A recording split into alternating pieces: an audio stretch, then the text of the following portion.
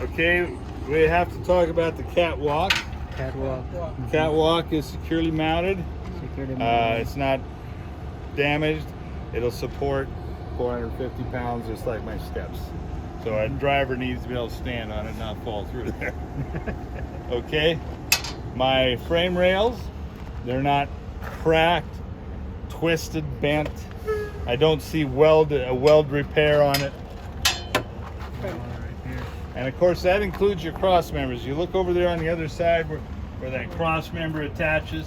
Actually, that's a lot of times those flanges are where you see the cracks.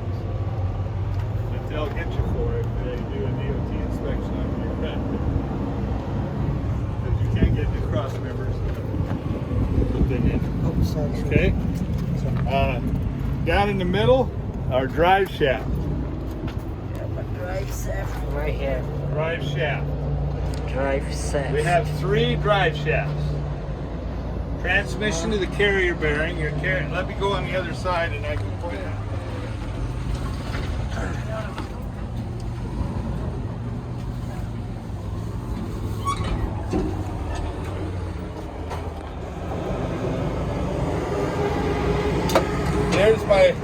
Here's my carrier bearing right there. There's my carrier bearing on this one, clear up there. It's basically a secondary support for the drive shaft. I can only make the drive shaft so long and it gets weak. Okay? So I have drive shaft from the transmission to the carrier bearing, from the carrier bearing to the front axle, and from the front axle to the second axle. Okay. See that one? And then come in here and take a look. You can see clear up there to the transmission, and then the carrier bearings in the middle. Okay, so we have U-joints. We have U-joints on the front of the very front of the first drive shaft in the transmission. We got U-joints here, the carrier bearing. We have a U-joint right here and 2 U-joints there. We're checking all our U-joints. There's no excessive play or looseness in them. They look tight, they're not damaged, they look to be greased. Our drive shafts are not bent or twisted, cracked. No welded repairs. Here's my factory weld. It goes around the ends. So a weld down in the middle like here or diagonal or anything like that would have been a cracked one that they repaired. And that's just a sticker on it. Here's the balancing weight. Okay. But here is my factory weld. Now I could rebuild this drive shaft if I cut this whole tube out and put a new tube in there and then weld it around there. But I can't weld down the shaft. All right. Okay, then we have suspension. So these are my spring hangers. This big heavy piece of steel there. My spring hanger. My spring hanger isn't cracked, broken, or loose. Then I have my leaf spring clear down there. So right here is my leaf spring. Leaf springs, like tree leaves. And again, this is my hanger. Spring hanger. This is my leaf spring. Okay. And here's my U-bolts. U-bolt. See the U-bolts? Shadow. Over the saddle. So all the nuts are on there and tight. The U-bolt is tight. Nothing's broken or loose. Now here is an item forgotten a lot. Called the torsion bar or dog bone. Torsion bar. It is securely mounted both on the frame and on the rear axle. What this does is holds this rear axle in place side to side. So it's important. It has big heavy bushings, rubber bushings in both ends, so I'm checking that this isn't loose on there. Okay? So it's like the rubber grommets? It's a rubber grommets, yeah. Okay. Now, brakes. This axle, a lot of times people forget the brakes on it because they're hard to see. Here's my air lines on both sides here. So my air lines are not cut or damaged. They're not leaking. They're not rubbing a flat spot in them anywhere. Then here's my brake chamber down here and here. There's my clamp. See the clamp? See it over here also. So I'm checking that clamp is on there straight and it's good and tight. I'm checking that brake chamber is not crushed or bent, damaged. I'm checking it's not leaking air and that it's securely mounted. Now, our slack adjusters are here. They're a little harder to see because they're mounted the opposite of what they are up front. The push rod and stuff is below the S-cam instead of above it. So here's my slack adjusters. It's on both sides. Right. So I'm checking my slack adjusters. The pins are through the clevis on the push rod. The push rod that comes out of the chamber isn't bent or broken or damaged, and neither is the clevis. Pins are present. And then I am checking that if I pulled on that, I can't pull the push rod out more than an inch. That's my brake adjustment. Right. Okay? And then you look in at our brake pads again. They're on, you can see them on that side too. Your brake pads are not dangerously thin, cracked, broken, missing. Right. The brake drum is not cracked, broken, no holes in the drum. No oil running out of the brake drum. Again, that's an inner seal. So on the drive axle, the oil in the differential here runs out through, this is a hollow tube actually. And it runs out into the bearings out here on the hubs. So if you have a leak, the oil will get lower in the rear end and pretty soon it won't lubricate the bearings or the rear end. So you don't want to see a leak. Or you want to get it fixed right away if there is. Right. Lick the vegetable. What's that? A lick. You don't want to see a lick except in your sink. The Yeah, vegetable. yeah, that's right. That's right. There's a lick in the sink. Yeah. Okay. So again, you have all of the same brake items to talk about that we have. So Right. you got them on every wheel to talk about brake items. Now, wherever you have two axles like this, you only have to talk about one of them.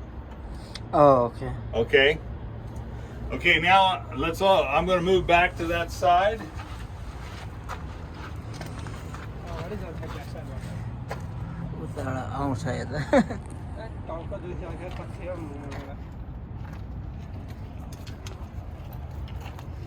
Okay.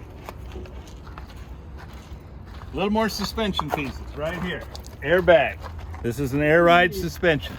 So I'm checking that my airbag is not cut or torn or damaged. It's not leaking. Right. I have an upper mount and a lower mount for the airbag. I'm checking those are secure. They're not loose, they're not broken or damaged. Anytime I have air ride, I have shocks someplace. They're a little hard to see, but here are my shocks. They're kind of hidden behind the tire here, but here's my shocks. So the shocks, again, there's not leaking down the lower portion of the shock. The upper and the lower grommets are tight. I can't wiggle it on the wiggle. They're not loose at all. No signs of damage. Okay. What's that?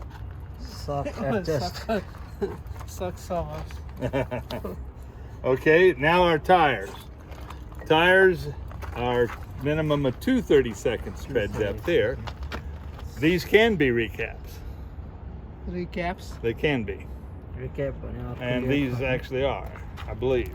And again, I'm checking the condition of the tire. No bulges or bubbles in the sidewalls or the tread. No cords showing or wires showing. No deep rips or tears in the sidewalls. Tread isn't coming off the tire. I check the inflation with a gauge on my valve stem. Where is it? Right there. So I check the on the valve stem. Valve stems. And then my other one is probably, if you look in one of these holes, you can see the one from the inner one. Here. Yep, I see that Both one. valve stems should not be in the same hole. Oh. Generally, they make them 180 apart from each other. Again, properly inflated, the condition of the tire, and the tread depth.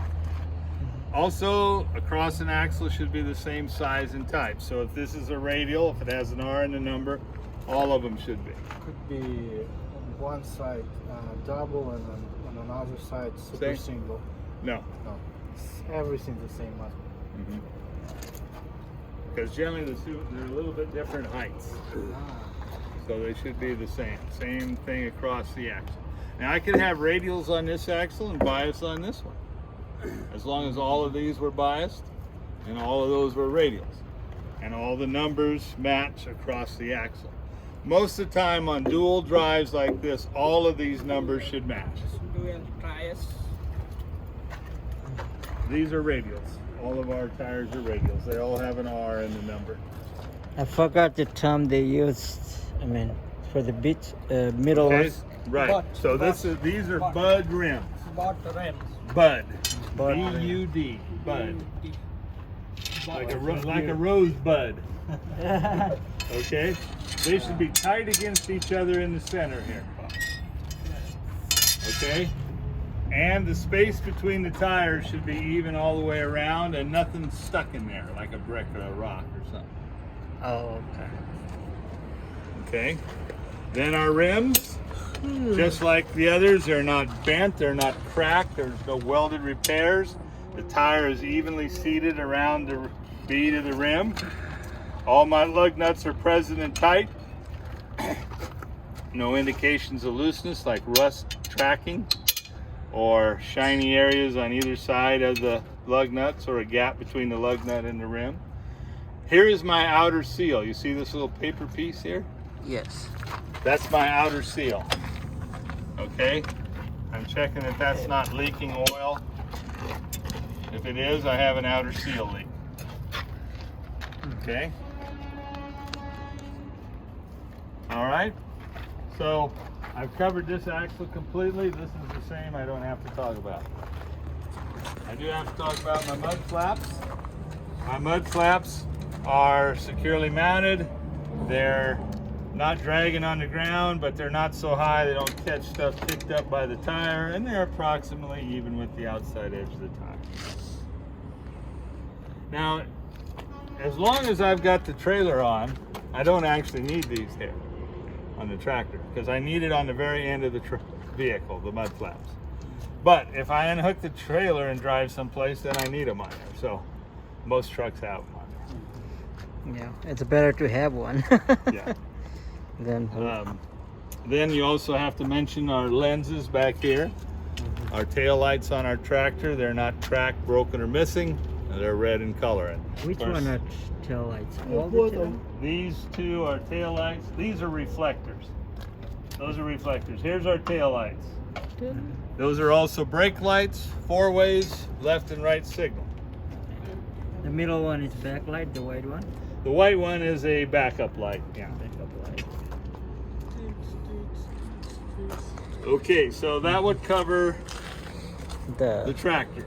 tractor. Now we have the trailer left. Okay? So